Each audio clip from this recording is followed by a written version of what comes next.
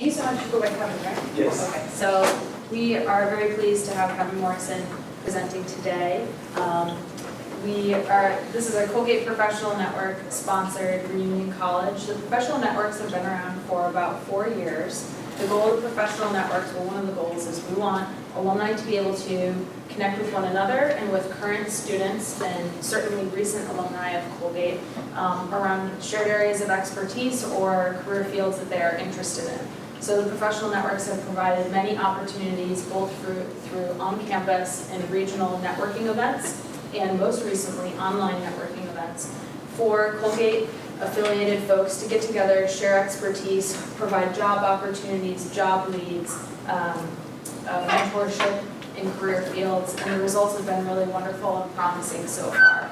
So we're really proud of what the professional networks have done in the past few years, and we're looking forward to bolstering them more and seeing where they can go. So the Common Good Network today is happy to sponsor this reunion college, and I'll tell you a little more about the 3 major goals. I mentioned provide opportunities for alumni engagement and professional development, provide on-ramps for students through job and internships and networking opportunities, and garner financial support for Colgate, mostly for the internship fund. Every year, Career Services has an internship funding opportunity where students can apply for funding for unpaid or underpaid summer internships that are crucial to their professional development and success. Not all internships are paid. Many students can't afford to take an unpaid internship in major metropolitan areas, and so we raise money to provide them financial support for summer internship opportunities. It's been a really wonderful thing, and they've led to many job opportunities post-graduation. So we're really proud of that fact, and that's why garnering financial support is a major mission of the professional networks. So thank you so much for being here today. I'm happy to see a room this full. Reunion colleges have, I think that's one thing that makes reunion at Colgate so special, is that we have so many speakers come back, alumni, and have these opportunities. So thank you so much for coming. I have to run to another one now, but it was wonderful to have you, and I hope you guys have a wonderful weekend and fantastic weather so far, and I hope you enjoy every minute of being back at Colgate. So thank you so much for coming, and I hope you have a great day. Thank you. All right, everyone. Colgate Professional Networks also has an announcement of upcoming events that they have going on. Looks like mostly in basketball, 4 in the Northeast and 1 on the West Coast. So if you can take one, pass it around. And then we can get started. So she was supposed to read my bio. You got short-changed. Yeah, I got short-changed. So I'm going to have to ask for another bottle of wine. If it's written, I'll read it. You are the last person. Because you're liable to interject a story from 20 years ago. Part of your bio. That's irrelevant. Yeah, that's right. It's part of my bio. So, the good news, one of the main points is, I'm going to try to be professional, probably not based on the makeup of the audience, which consists of very dear people that I form relationships here in Colgate and that I love and that have supported me on my journey. Of course, you know who you are. If you like to be acknowledged, I will at some point. But today's presentation is about my journey as a business person and personal journey, cultural journey, and spiritual journey in Africa that started as a result of a Colgate connection. So I'll give you a short, very quick bio. As of 2009, I became a full-time entrepreneur after a long career in the corporate world, primarily with Xerox and Merrill Lynch and a couple of other organizations sprinkled in between there. I decided in 2009 at 39 that if I'm going to be a full-time entrepreneur, it's either now or never. As we all know, we have epiphanies at certain points in our life, and 39 was one of those epiphany points for me as 40 soon approach. So I became a full-time entrepreneur in 2009, and then shortly thereafter, I was introduced to aquaponics farming by this gentleman here, Mr. Williams. And aquaponics farming is eventually what brought me to Africa. And does anybody know what aquaponics farming is? Okay? Basically, aquaponics farming is raising fish and vegetables together in a water-based only system. And it's been around for centuries. It's a farm system that's currently used all over the world, even here in America. And we were fortunate enough to be involved with an aquaponics farm that was built in Philadelphia. And the president of the African Caribbean Business Council in Philadelphia stumbled upon our farm based on a meeting that Stephen was having with him, and then said to us, you need to bring this to Africa. So that's how we got there. And the first trip consisted of a journey to Ghana and Burkina Faso. And then I'll go from there. So this presentation is about Africa and its emerging markets, international business development, and economic empowerment between America and the continent. This is what we're going to cover today. We're going to try to cover. By all means, please feel free during my presentation, I say this every time I present, to ask questions. You won't throw me off track. That's what that's for. That's what the presentation is for. Plus, it's all up here in my mind anyway. So we're going to do a lot today. We're going to learn a lot. Because it's important for me to put this information out there, because there's a lot of misinformation about the continent, and I'm sure we're all aware of it. But it's even more misinformation for those of us that consider ourselves educated. So I like to start off with the basics. As you know, there are 54 countries in Africa. If you don't know, now you do. And it's a various large landmass. There's various levels of developments on the continent. Having been to 8 countries, I've been to places that were considered third world. And I've been to places that are just as developed as any major city in the world. And all of the pluses and minuses that go with visiting those specific areas. There are much more similarities, culture, climate, and business. And of course, and I hate to say this, so let me get this out of the way. The first stupid question I get is what? What do you think when I tell people I visit Africa on a regular basis? You know, I guess? Oh, no. That's the second stupid. First stupid question I get, is it hot? So, and you know, I was like, yeah, it's just as hot as Florida in August. So, is it hot? Yeah, it's hot. Certain places are hot, certain places are not hot. And I'll tell you, and you know, just to reel back, I even suffer from that ignorance, because I went to South Africa my first time during the summertime. So I just assumed South Africa, it's summer clothes. Got off the plane, it was 40 degrees, 30 degrees, 30, 40. Everybody had wool hats on, you know, coats and gloves. And they're looking at me like, okay. So I proceeded to go to the store and buy a winter coat. So that just lets you know South Africa gets very cold. But I've been to 8 countries. I mean, so there are also some differences as well. There's resources and there's challenges. And those are some of the things I'm going to go over in my presentation today. The basic, there's a focus on Africa. There are a lot of countries that do business in the various countries on the continent. For instance, right now I spend most of my time in Kenya and South Africa. And South Africa does a lot of business with Brazil, does a lot of business with China. Kenya does a lot of business with India, Brazil, and the South Africans also do a lot of business with Cuba. I'm trying to think who else the Kenyans do a lot of business with. The British, they do a lot of business with the British. South Africans do a lot of business with the Dutch. On the continent, there's a focus on creating economic blocks similar to the NAFTA that we have created here, and now the TPP that's up for consideration. The main economic blocks are East African Community, also EAC, Common Market for Eastern and Southern Africa, COMESA, SADC, Economic Community of Central African States, Community of Saharan States, and Economic Community of West African States. These economic blocks are designed to support business and commerce between the regional countries.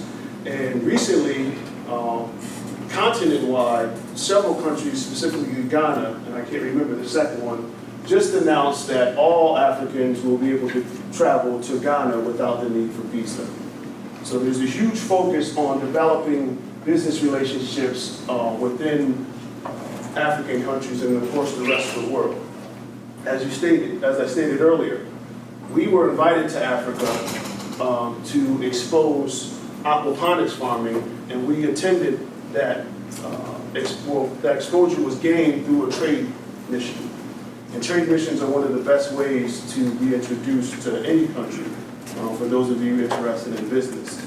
And that trade mission, the first one we attended was actually sponsored by the state of Pennsylvania. What do you mean when you say trade mission? A trade mission is basically an event sponsored by the state government, federal government, city government, and they round up a group of business professionals and they send them to other countries to look for business opportunities. So we attended an event where the ambassador of Ghana, Burkina Faso, Botswana, and was it Trinidad and Tobago? They all got up in a room full of businessmen, and Stephen helped me do this. They all got a group of businessmen that were invited by the Philadelphia, is it International Center? It's International, I think it's International Trade Center. Philadelphia International Trade Center invited a bunch of business people to an event where the ambassadors got up in front of the audience and said why they want us to do business in their country. And that was part of the trade mission effort. So the state of Pennsylvania basically allowed you as a business person to apply to get funding to go to the countries, up to $5,000, is it $3,000 or $5,000? Yeah, for the travel. Yeah, for the travel. And states do this all over the country, and I'll show you that as well. States do it, the federal government does it, city government does it. In addition, we're hosting trade missions all the time. Like we hosted, we didn't actually host it, we were part of a trade mission where people from Burkina Faso came to Philadelphia and did a tour of the greater Philadelphia area as part of a trade mission. There's Nigerian trade missions, like I said, there's Italian, literally. There's probably a trade mission going on every week, if not every other day, in America. You guys, are you like putting together a prospectus or like how do you decide like what's going to be presented? Like, is that come after or does that come before? Well, No, when we were approached because we were putting together these aquaponic systems that they thought would be useful in their country. So they wanted us to go find partners in that country, businessmen, to implement our system with them. So they were trying to make a partnership with us, with someone in their country. So they invited various, they had a medical device company, they had an insurance company, they had heavy equipment company, engineers, construction. They literally go through several major categories and bring companies or a company from each category on the trade mission. And trade missions can be as big as 100 people, 150 people, to as small as about 20 or 30. So what they do is they pair you with all the people that you would need to do business with when you go there. You meet the administrators that you would have to get licensing. You meet the business people. So they take you through, it's like a small business network, but in an international setting, where they take you to one-on-one. This is what you need to do. This is how you need to do it. Then you go, you meet the people, and try to make partnerships from that. That's on you. Yeah. They set you up so that you don't have to go through, you don't have to learn the whole process yourself. They're walking you through it. And I'm going to go through over that in details part of this presentation. Of course, I have a slide or multiple slides that talk about pathways to Africa or visiting countries in Africa. But let's get back to the basics. The scale of the continent, which I think this is a wonderful slide. As you can see, multiple countries fit on the continent. There's always a misconception that, or by for whatever means, that the continent is small. And as you can see, China, India, and the United States fit inside Africa. Before we even get into Europe, Japan, yep. So all of Europe, India, China, the United States, and Japan fit inside the continent. So that's the scale. Population-wise, the continent has 1.1 billion people. Kenya has about 40 million people. South Africa, I think, has 60, around 60. Nigeria is the largest country on the continent with over 300 million people, and I don't know the second largest. But as you can see, the scale speaks for itself. And then that goes into the scale of opportunities and the scales of cultures on the continent as well. So to statistics, then we have a bunch of intelligent people in the room, so stats always are important in communicating what's relevant and reality. As you can see here, you can read through some of the stats. East Africa's GDP. East Africa is usually considered Rwanda, Tanzania, Burundi, Uganda, and Kenya. Average 6% growth over the last decade. That was 2004 through 2014. Growth has slowed down recently, but as you know, economic cycles, growth has peaks and valleys. Anybody know the United States GDP growth? It's been about half that over the same time. And, you know, obviously the United States is a more mature economy, but growth is important for any economy. Kenya's economic strength. Kenya recently became ranked. Doesn't look like we're going to be seeing any slides. Kenya became ranked as a top 10 economy on the continent recently. Let's try this again. If not, you can just always go to Facebook. Oh, here we are. So Kenya was ranked as a top 10 economy recently on the continent, ahead of Libya and Tunisia. If you know anything about Libya, Libya is a strong economy. Not as strong now since there's some political turmoil. And of course, Libya's strength is because of its oil wealth. Tunisia, I'm not sure what their strength is. I'd have to look that up. By the way, if you need any information about countries that you're interested in the entire world, as you know, you don't know this, our government keeps a very detailed records. This is actually the CIA publishes a fact book. You can be paid to just go to the website and you can find all the relevant information about the country that you need. So, back to the presentation. The IMF forecasts the growth for 2016 for Africa as a continent.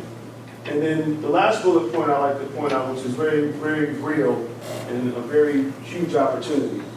All the 54 countries in Africa have a significant middle class. And continent-wide, it's estimated that the middle class on the continent is over 350 million people, which, as you know, is larger than the United States population. And of course, most people associate countries in the continent and the motherland with poverty. And the reality is that's not true. For instance, one of the countries we visited, Botswana, which is the largest diamond producing country in the world, which sits right on top of South Africa. Botswana is not poor. Actually, Botswana is the wealthiest country on the continent. And every citizen in Botswana gets free college education and free medical for their entire lives. So, you know, that wouldn't constitute poor. And one of the interesting things about Botswana, their citizens, when they visit the United States, they don't worry about visas because they never stay. Let's go back home. And we go back. Yeah, and actually, and Steve brings up a good point. We attended a Botswana Day function hosted by the Botswana American Chamber of Commerce in Atlanta, and we met the CEO of the bank, and that was one of the first things she said to us. She's like, it's easy for us to get visas here. We're like, what? What are you talking about? I heard it's very difficult. She's like, no, they see Botswana, they know we're coming back. We know why. So, yes, and exactly. I would go back for free college and free medical too, all day. So believe me, I consider moving. And one of the things, just the other thing that's happening a lot, is a lot of linkage agreements with the education system there and the education system here, where they're doing the 2-3 programs where they're doing a certain amount of education in their country in Botswana. And then they have schools, I think Cincinnati's one of the schools, You know, Yes, it's just because what something you'll find is a lot of diplomats from African countries have some sort of tie to either our education system or close tie to our education system. So for instance, one of the diplomats from Botswana received her MBA from the University of Cincinnati. She had her undergraduate in the University of Botswana and got an MBA here and then got a law degree back in their country. So there will be some type of connection, and they like to maintain those connections. You know, by the way, for you, of those of you in higher education, I meant to mention to you this early, Jerry. For those of you in higher education, anything to do with recruitment, you need to start recruiting in Africa, on the continent. Because we're losing to the people that are recruiting there. Because usually, you know, people of means, and we know this across all over the world, send their children abroad for some type of educational experience. And American universities need to capitalize on that. So, I'm sure, you know, I've said to myself many times, well, why would you leave a corporate job, which I did in 2009, and decide to do something way more difficult? And actually, a corporate job, it wasn't cushy, but it's much easier than this that I'm doing right now. What made you leave a corporate job and decide to embark on this journey? So I wanted to talk about the motivators that led me to want to travel to 8 countries in total on the continent. And I'll get into that in more details later. One of the biggest motivators for me was hip hop. And I say that because I grew up in an era, I'm 46 by the way, graduated in 92, which is on here. I grew up in an era where in hip hop there was talk of self-worth, talk of reconnecting to your cultural roots, talk of reconnecting to your ancestral roots, and having knowledge of self through some of the entertainers that you see up here.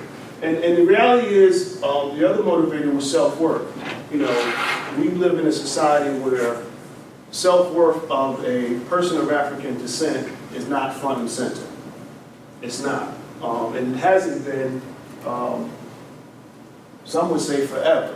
So when you feel and you know that you're intelligent, that you're smart, that you're powerful, that all the people you see don't look like you from a historical learning standpoint, you have to say to yourself, well, maybe second guess yourself. Am I smart? Am I intelligent? Because I'm being told that anybody of any consequence doesn't look like me. So that was one of the motivators. So from elementary school all the way through high school, did I learn a whole lot about Africa? Nope.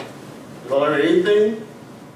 Nope. Other than we were taken from there and brought here and forced to work for free. And actually, it's interesting because I had my accountant tell me when I first, and I was very polite, it was very nice to him. When I first started going to Africa, he's like, you know, I'm sure you're happy to be over here because if you have been left over there, you'd be in huts and villages and stuff like that. No, I'm not. I just smiled and said, you know, and just kept it moving. He was my accountant, so I didn't want him to mess my money up. But you know, that's the perception. And let's face it, the reality is that's a perception among a lot of black Americans too. You going where? For what? Why? Aren't you scared? Scared of what? And I'll tell you a quick story. I have nothing to be scared of. Botswana is a perfect example. I had a cab driver try to punk me, and we all know what punk means. He tried to take my money. So I jumped in the cab, he's like, $20. I'm like, I'm only going down the street. He's like, I'll make you get out and walk. I was like, I will. Y'all don't even have guns here. The cops don't I was like, the cops don't carry guns, I'm straight. He's like, all right. Gave him $5, he took me out. But you know, the perception is, and those of you that travel abroad, the perception is, you know, Americans are scary and weak. And I told them, listen, I grew up in certain areas that make all of Botswana look, been to certain areas that make all of Botswana look like a daycare center. And you know, I'm smart. I don't go in places, even in America, that I wouldn't be uncomfortable. I'm definitely not doing that abroad. So these are the motivators. And then, of course, one of the biggest motivators was Colgate. Because when I got to Colgate, I actually had a chance to take classes that taught me about me and my history in this country. From African American history, the history of jazz, And you know, it's an eye-opening experience when you learn and you wake up and you realize, wow, that feeling I've always had is actually true. Because there are people that look just like me that have done things and have had major contributions. And of course, that learning journey has continued all the way up to this point.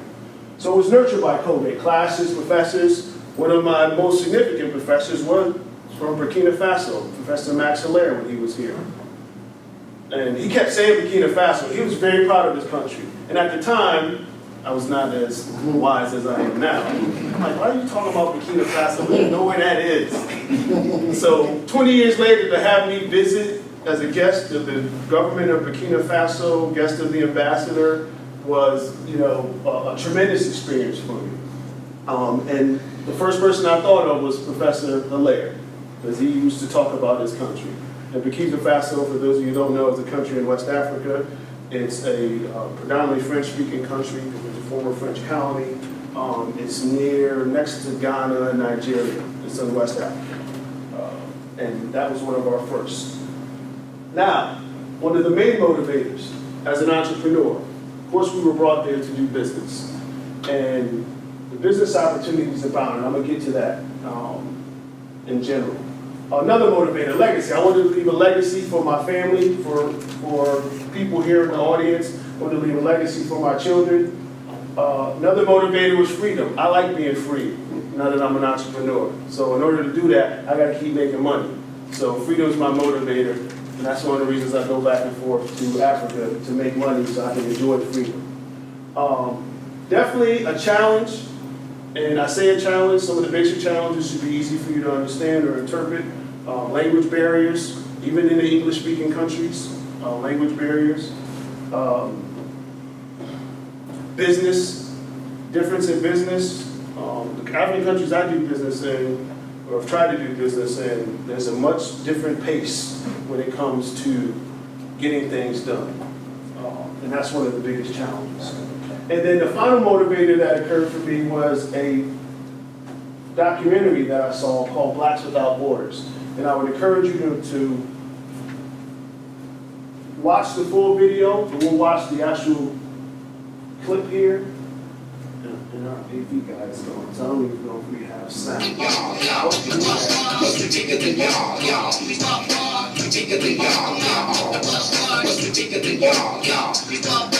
What you're going to see today is what most tourists don't see.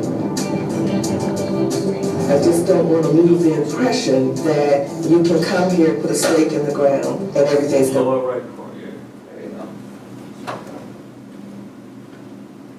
to be okay.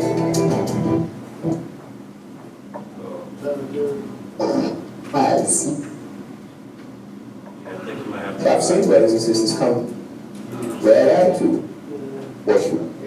Minimize it. You're gonna have to minimize it, dude. Bert, let's use your story. They did for the last 10 years, so there's a lot of suspicion. You can make a lot of money in Africa. In the last 4 years, particularly the black coffee industry has grown over 2,000%.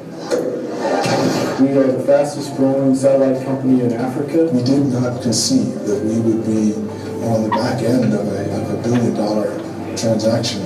All the way to the top of that hill, all the way down to the other end.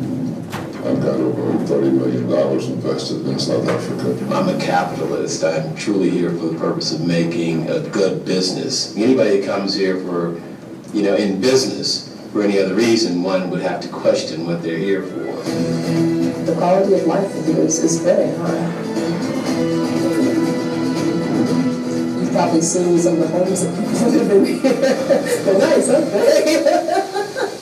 I feel more comfortable in South Africa than I ever have in the U.S. You are a person here. You don't have to apologize for being black like you do in America. Here, the fact that I was black actually helped me. They looked at my resume and they said, wow, this girl's done something. I was sitting down having a lunch with Mandela, and I have a pot to piss in or a winner throw it out of there. The women are beautiful. You want to go out for a drink. You want to party. All these opportunities are available here. You want to say hi? it's interesting when you look at your life and you say, well, in America, I've been and lived most of my life in America, born and raised, that you relate the happiest moments of your life in another country. Man, they got to show more of this stuff. This is a great documentary.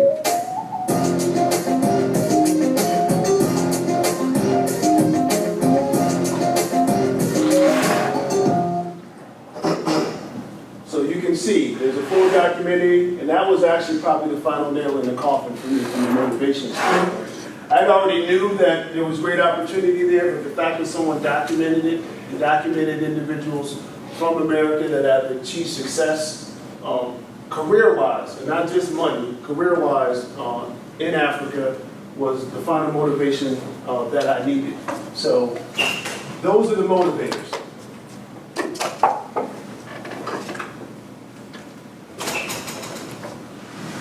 I alluded to this earlier, the invitation of the first trip by the African Caribbean Business Council in Philadelphia.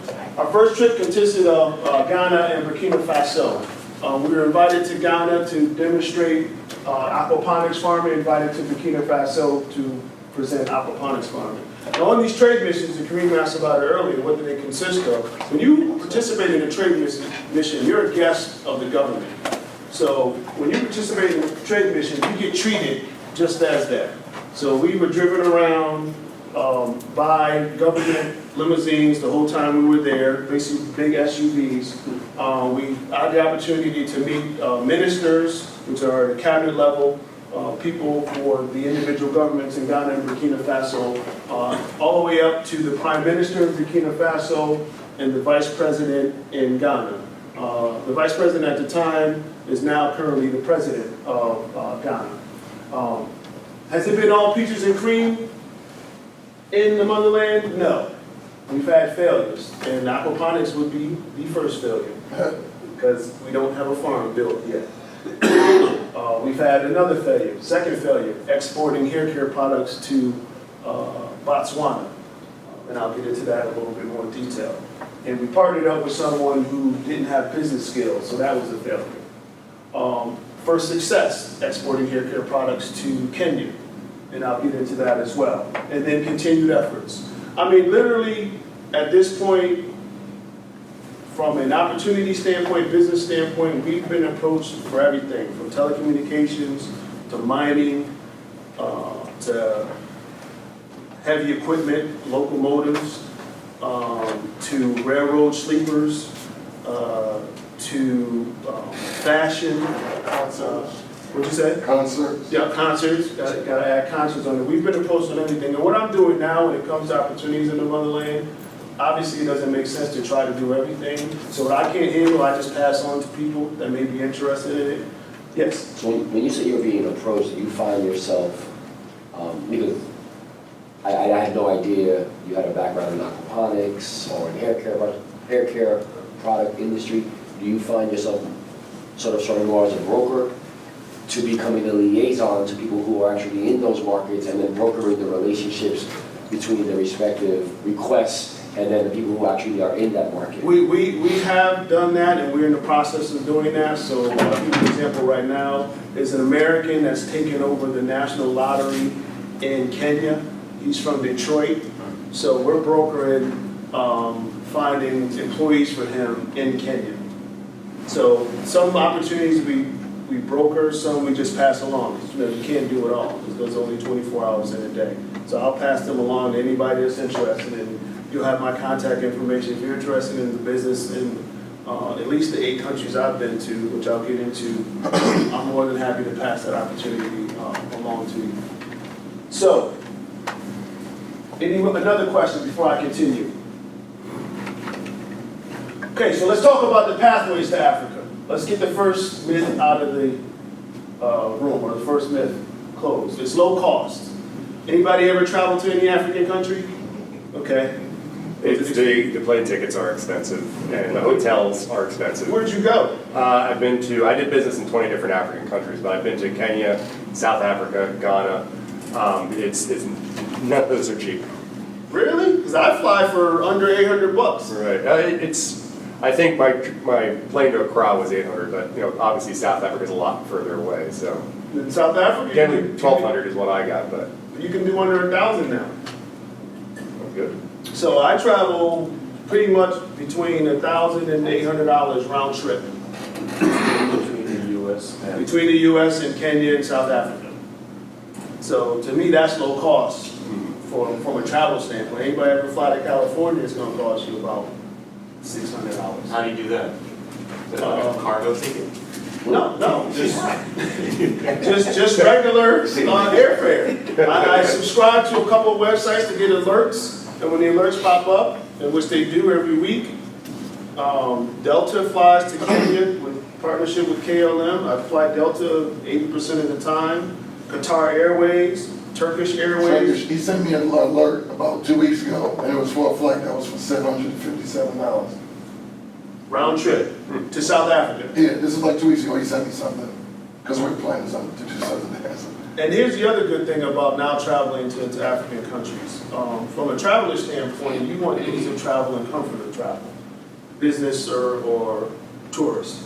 Airbnb is now in most African countries, the ones that people visit the most, and Uber.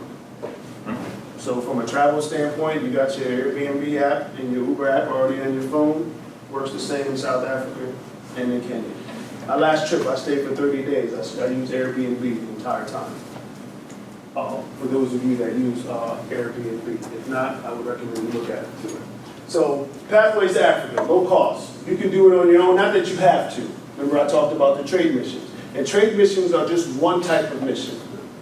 There are other types of missions which I'll get into as well, which actually I have down below as far as pathways. So we talked about it, state-sponsored, federal government, state government. Specifically, I highlighted Alabama did a trade mission to South Africa and wrote an article about it.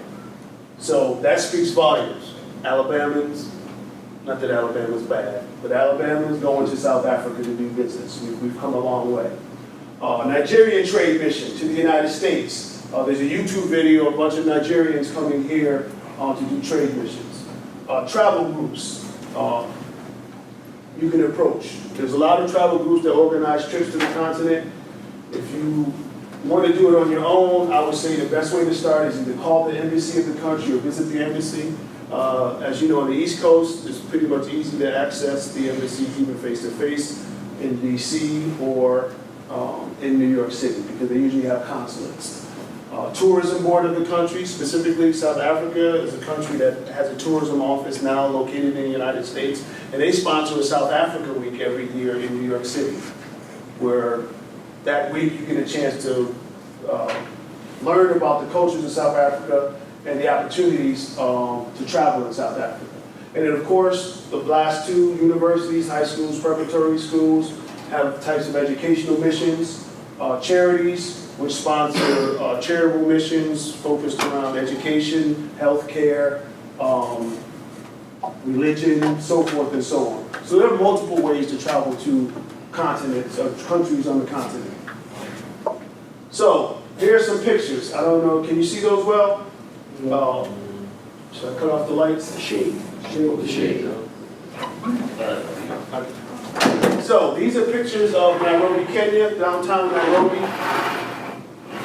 which is where I spend most of my time these days. And as you can see, I like to dispel the myth. A city like any other, tall buildings and streets. And traffic. Yes.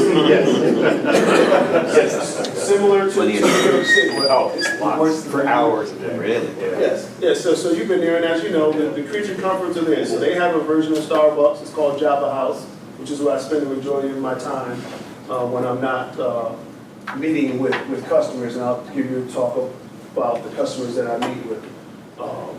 Multiple cell phone companies. Yeah, the traffic is bad in Nairobi, very bad. You got to get in by a certain time, you got to get out by a certain time. Gaborone, Botswana. That's the last place I stayed when I went there. Actually, no, a couple of places ago. And then I was also had the opportunity to give a lecture there regarding the improving partnerships between for-profit and non-profit organizations, which is what I got an award for. And basically, you know how we do the executives on loan and everything like here, the United Way and for-profit and nonprofit organizations work together. That's something that's in its infancy, specifically in Botswana. So I gave a lecture about how to better do that so that the charities can receive support from the for-profit side of the world in order to increase and encourage their opportunities. This is in Mbane, Swaziland, which is a small country inside, is it inside of South Africa? Or is that Lesotho? No, Lesotho's inside.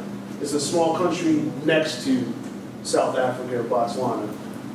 So that's a botanical garden to your left, and I went on a cultural and historical trip, or a cultural and historical day in one of the national parks, and that's my host there. This is Johannesburg, South Africa. South Africa is probably the most developed country out of all 8 that I've visited so far. That's a typical mall, by the way. Kenya and South Africa, malls everywhere, literally everywhere. So another similarity between the United States and those individual countries. What you see to the side, I had a chance to learn a lot about the struggle for freedom from apartheid, and Hector Peterson was considered the first martyr of the battle against apartheid, first young martyr. And he was a middle school student that was shot during a protest. So I visited the Hector Peterson Museum while I was in South Johannesburg, South Africa. I visited the Apartheid Museum, which is also has a predominant dedication to Nelson Mandela in the Apartheid Museum as well. This is our trade mission to Osun, Nigeria, which is a city about 2 hours outside of Lagos. We were guests of the Osun Trade Investment and Cultural Conference, and during that time we would sit in the auditorium and receive presentations as well as entertainment.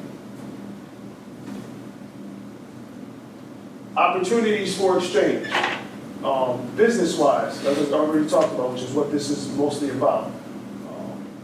There's actually an act called the African Growth and Opportunity Act, which any American can participate in that supports you in doing business in African countries. It was just recently renewed, and as you know, that renewal came with the big announcement, if you didn't know, with the big announcement of the Power Africa initiative. Is anybody aware of that? The United States has made a big commitment to improve power generation on the continent. So companies from big to small are already establishing or have established relationships with many African countries to improve power plants, to build power plants, install solar. I mean, just again, we haven't touched any of that. We got a slight glimpse of it in Botswana. But right now, it's just not within our bandwidth. We need capital to do all these things, so, and that's always a challenge. How is the local population receiving, these types of, well, I mean, changes? It's a mixed bag. Recently in South Africa, there's been a big xenophobic push, where the South Africans actually have burnt some businesses owned by foreigners. I don't know if any of them were American owners, but I know they were foreign owners of businesses. Some were burnt, some were not. So South Africans, some of them aren't taking to it too well. So far, I mean, the Kenyans seem to be okay. I've had some challenges, and I'll tell you about that. I mean, you're always going to have challenges in business no matter where you do it. I've had challenges here in America. And I know one of the misconceptions or perceptions is that corruption is rampant on the continent. Is there corruption? Sure. People ask me for money? Definitely. Will they ask me for money again? Sure. It's up to you whether to participate in it or not. And the difference in corruption between, because we know corruption occurs here too, the difference between corruption in many African countries and the corruption in America is that the corruption is at low level in African countries. So police will pull you over and expect to get hit off, or you're getting a ticket. Here, it's at the higher levels. A governor or a mayor asks you for money. A police officer won't do that. So, I mean, and that's one of the differences, but yeah, corruption definitely exists. Talks about opportunities for educational exchange, medical, culture. There's an organization specifically focused on culture exchange between Kenyan and American culture exchange and tourism. And we are working on the tourism deal. Hopefully it'll be announced soon. That's actually been one of the biggest pain in the butts from a business standpoint. And it's not a failure yet, but it's definitely not a success. We were approached by a railroad company in South Africa called Transnet. Transnet is the company that owns freight rails and freight rail lines in South Africa. So we were approached by them to help them increase participation in a luxury train called the Blue Train. So we submitted an RFP to provide tourists to the Blue Train. We lost an RFP to a local casino called Sun Casino. But during that time, we had a chance to meet one of the luxury and eco-friendly hotel owners that also owned a tourist company in South Africa. And we exposed them to the Black American market. They're a white-owned South African company that only recruited white people from America. They had no idea that black people wanted to come to South Africa. So we've actually put together a package for next February for people to come to travel to South Africa as part of this tourism group. So hopefully you'll hear about that soon. Question? Yeah, just to kind of piggyback on my first question, one of the things that, just from my personal research into some of these businesses that are, flourishing or not flourishing on the continent. Ghana, for example, I know that there's a strong Chinese presence in Ghana. They're doing a lot of work on the infrastructure of Ghana. But one of the things that I see as unfair in the practice is that even though they're doing business in Ghana and they're developing the infrastructure, most of the labor that is being used is actually imported from China. I mean, how do you work in and that's a very good example, because I like to, and since I work for a major American company, a major American manufacturer, it really troubles me that Americans act like they're scared of competition. And I say that because, you hear the Chinese, oh, you're competing against the Chinese, you're gonna lose. What? Are you crazy? Like, why would I lose? I don't lose against competition. We used to have that same mentality about the Japanese. When the Japanese infiltrated the United States economic market with their cars, the Koreans, you compete against, you're gonna lose. The Japanese are buying up everything. Fast forward 30, 40 years later, oh, the Chinese are buying up everything. Their competition. Is there unfair competition, a competition that can use dirty tricks? Sure. That exists anyway. And usually people that do business that way make mistakes. And I'll give you a perfect example. Chinese are no different than anyone else. The Chinese infiltrated Botswana and started doing a lot of infrastructure work. Well, what the Chinese contractors did that infiltrated Botswana is they used substandard construction materials and substandard techniques.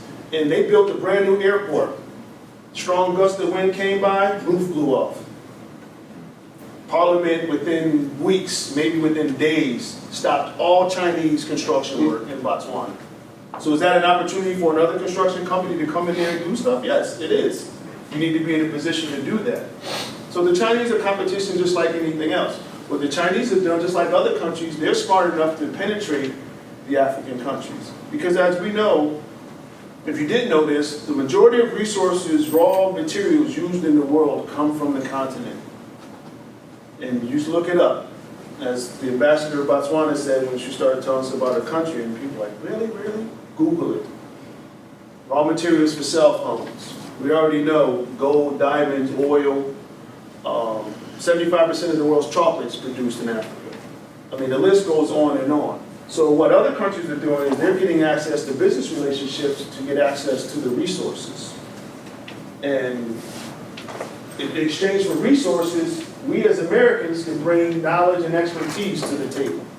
As the lady stated, being an American is an advantage in doing business in most African countries. And I had my cab driver tell me this. He's like, you Americans. I'm like, what are you talking about? It's your accent. He's like, all you gotta do is talk. What's the credibility? I'm like, really? That's all I need to hear.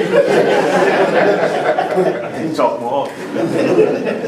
And then, I had that reinforced. I met some gentlemen, I think they were from Ghana, some West African country, and they swore by American products. Actually, he was driving a Cadillac Escalade. He said, this is great. As you know here, do we think Cadillac when it comes to luxury car quality? No, we don't. We think of Lexus, Infiniti, we think of the Japanese. He was a West African, said, I ain't buying, I'm buying Cadillacs. Wow. Is Cadillac doing a lot of business in Africa? Nope. Not as much as they could. I mean, the only major automotive company doing business in the continent is Ford, and they build in South Africa. They don't yet. I mean, Japanese kicked up there for sure. Toyota's everywhere, Yeah. Toyota runs even the Europeans. Toyota was smart. They figured it out early on. Next question. Transformation. This is, to me, one of the most important things that occurred. A very emotional transformation that occurred because I had a chance, as I told you earlier, being told most of your life that you come from a place that there's not a whole lot going on, and finding out that that's not the truth, and really be connected to your ancestral homeland. Most African Americans have no idea where they came from, to a certain point. I know my people came from the South. That's what my parents, grandparents, great-grandparents, and so forth and so on were. But that's it. So where we came from in West Africa, if we came from West Africa, I have no idea. So I claim it all. Every country I've been to, I claim. And one of my biggest compliments was when I was in Kenya, where I was mistaken for a Kenyan. I'm like, I look like a Kenyan? Because in other parts of the country, I'm accused that I don't. I look in South Africa and I'm colored. And a lot of African countries I've been accused of being mixed. But in Kenya, he's like, you look like a Kenyan. I was like, from where? He's like, from Mombasa, from the coast. So obviously there's a lot of Kenyans that look like me on the coast of Kenya. So connecting to my ancestral homeland, knowing that at some point in time, I had an ancestor that stood foot in the country I was visiting. And like I said, that's how I feel, especially in West Africa, because as we know, the majority of black people that were enslaved and exported to the United States and the Caribbean were from Western Africa. So the first time I touched base, it was a really a moving experience. Learning the truth. Once again, the perception that a lot of African individuals in African countries are ignorant. And that's, of course, not true. But that's the perception. And once again, and I'm a smart ass, so I say smart ass things sometimes. I don't know if they're going to edit that. It's going to be on YouTube. But people say, well, they'll say questions pertaining to the intelligence. And I'll immediately debunk that. Well, in the majority of African countries, everyone speaks multiple languages. Actually, all of them. Usually 4 to 5. In South Africa, most people speak up to 8 languages, some as high as 12. You can't be dumb to speak 4 or 5 languages. It's impossible. Just to do the translation in your head, you have to have a certain level of intelligence. So that's a myth, it's a lie. Regional country histories, had a chance to learn about those. It's part of the trade missions. Of course, they give a historical perspective. Source of the world raw materials, I've already talked about that. Agricultural, precious minerals, and industrial minerals, as I highlighted with the cell phones. And majority of tantalum, platinum, and palladium for cell phones comes from Central Africa. Spiritual connections, learning that the belief systems that predate a majority or all of current belief systems started on the continent. And then last but not least is my neighborhood. And I say my neighborhood in quotes is because every African country I've been to, I've seen people I know. Of course I didn't know them, but I've seen their faces. I mean, from family members to friends. I'll walk down the street and see somebody that's just like Bert.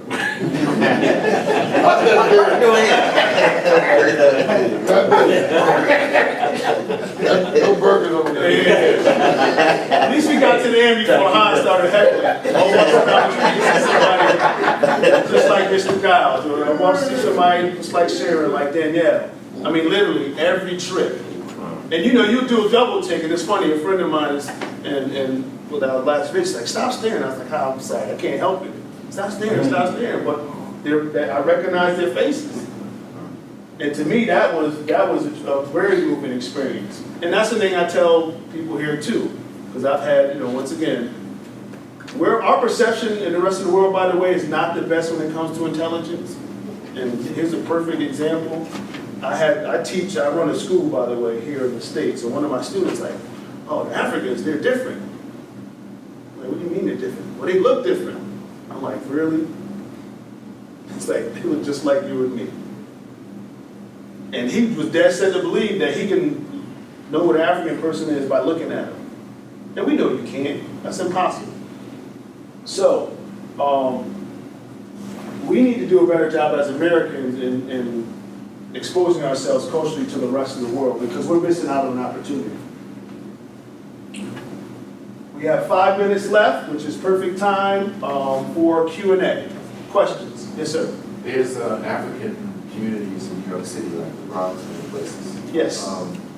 Which ones do you know about that we could get to know about? Ghanaians. A lot of Ghanaians in New York City, and Nigerians. And Eritrea. Yep, and Eritrea, Sudanese. So on our trade mission to Ghana, we actually met the Kingmaker. And the Kingmaker has a court. I forgot his name. He had a court, and one of the senior members of the court was a Black American, a Ghanaian who lived in New York City. He happened to be there at the time. He's like, oh, I'm from the Bronx. And you know, I'm here, and the Kingmaker and his court are responsible for land rights in Ghana. So the Kingmaker controls all of the land and the land rights. And what they do in Ghana, there's never direct land ownership. You can lease land for 99 years.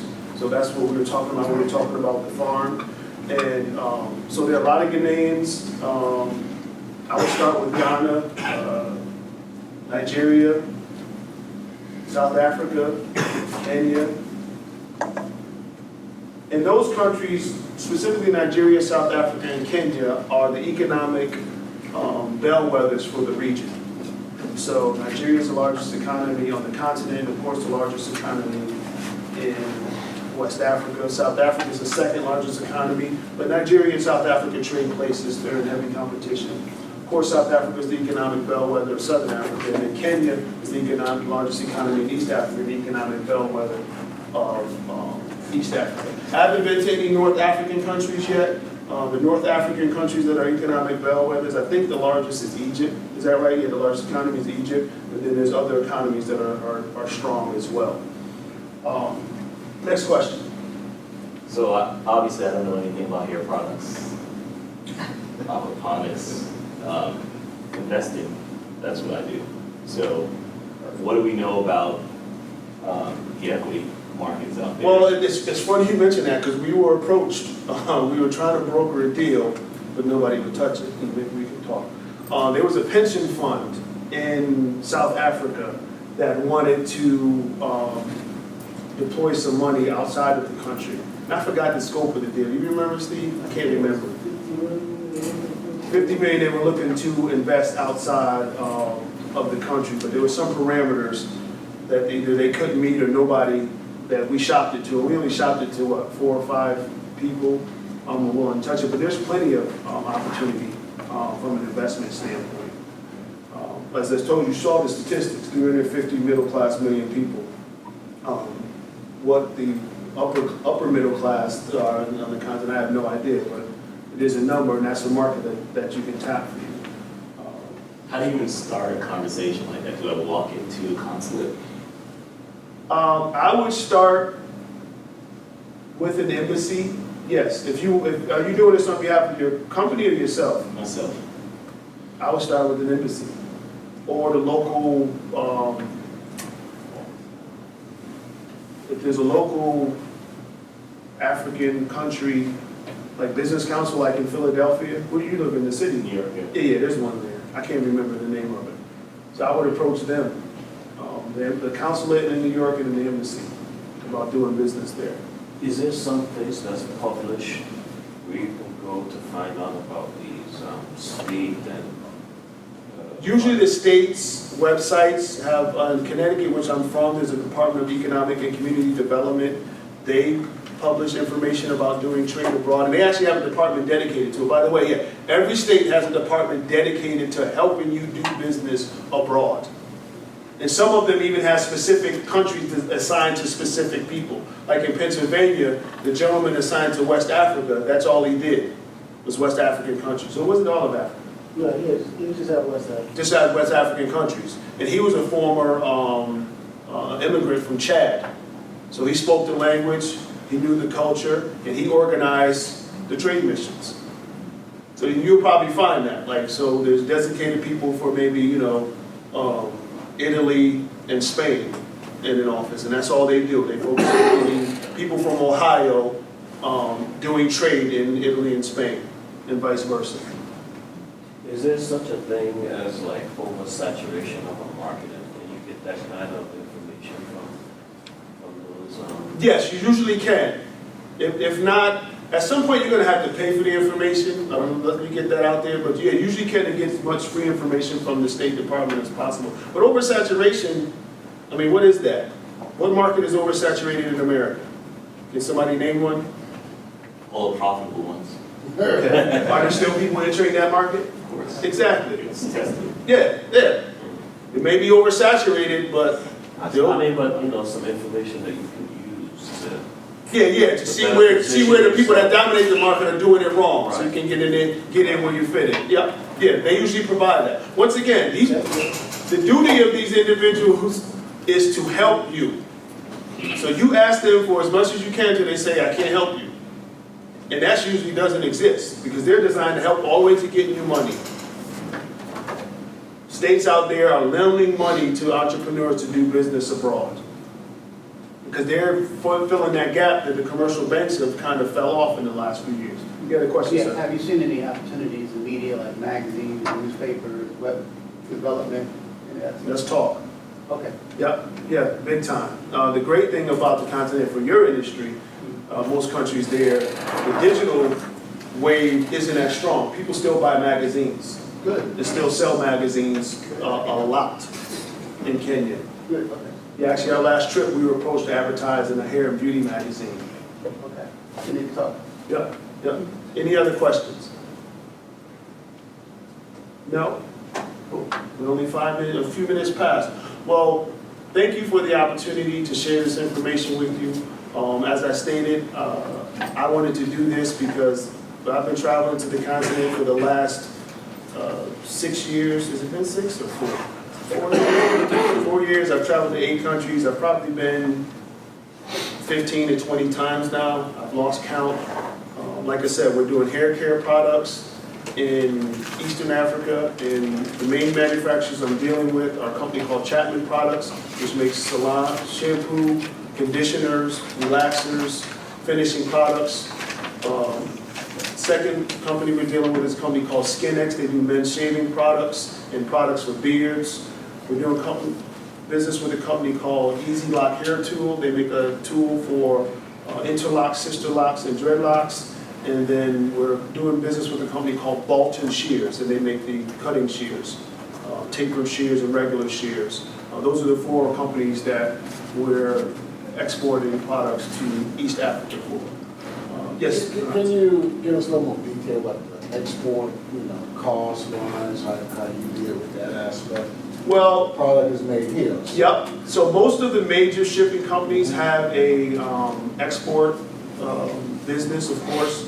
DHL is probably the strongest on an international basis, and they provide you 2 ways to ship: air and by boat. Boat is always the cheapest, but it takes the longest. Air is very expensive. We haven't utilized it yet, except for small packages, and we've done that either through the U.S. Postal Service or DHL. Do you pay any, I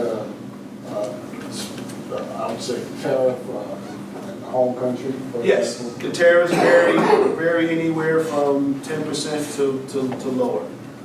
Depends on the country. But yeah, there are tariffs involved, just like when you import stuff here.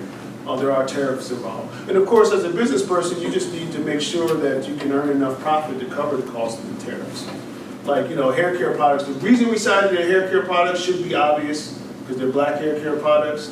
There's 1 billion black people, mostly black people on the continent. And, what'd you say? They all have hair. Yes, they all have hair. I mean, simple as that. And most. Yeah, most.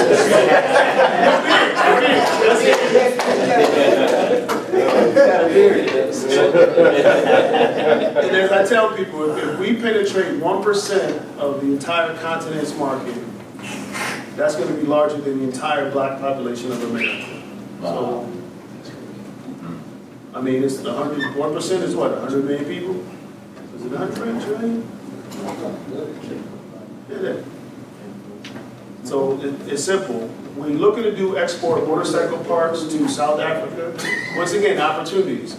My business associate in South Africa is a Harley rider. And every time I go there, I bring her stuff. A couple thousand dollars worth of stuff I'll bring her sometimes. How about custom? Customs? Yeah, I mean, no, not customs, custom work on Harleys. Yeah, that's what they're lacking there. In South Africa, the market has been focused on sport bikes and bikes that street and dirt, I forgot what they call them. All-terrain. Yeah, all-terrain. So, but there's been no focus on Harley and custom cruisers. So there's a huge market there. And when I approached the person in the States, his first response was like, yeah, you're right, because there's guys coming in here from South Africa and Dubai. Every time they're here, they're in New York, they come up here, buy $5,000 worth of stuff and bring it back with them. So it was an easy discussion, because you already knew. By the way, Harley has a whole focus on South Africa now. They actually organize tourist trips for riders to South Africa. And Harley, you know, they do it well. So Harley's, the way they do it, as a rider, you get to book the trip and you choose your bike.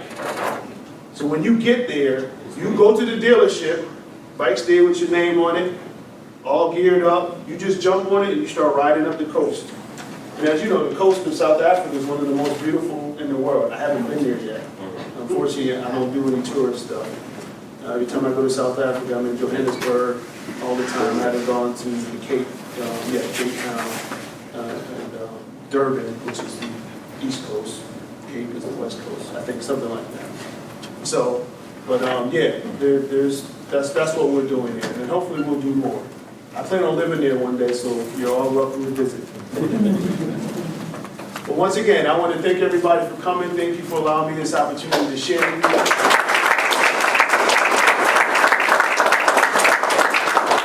I'll do this again soon to more Colgate alum, and as stated, this will be on YouTube, and you can edit out the